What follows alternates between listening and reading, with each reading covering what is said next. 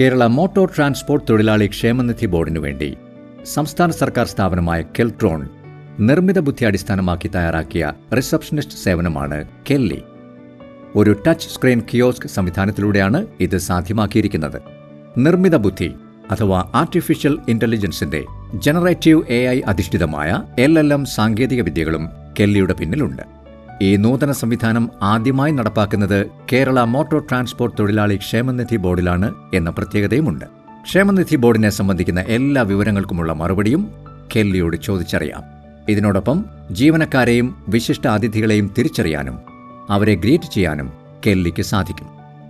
വാഹന സംബന്ധമായ വിവരങ്ങൾ, സബ്സ്ക്രിപ്ഷൻ തുക, പിഴത്തുക, മറ്റ് തിരിച്ചടവുകൾ എന്നിവയുടെ വിവരങ്ങളും കൃത്യമായി കെല്ലിക്ക് പറഞ്ഞു തരാൻ കഴിയും.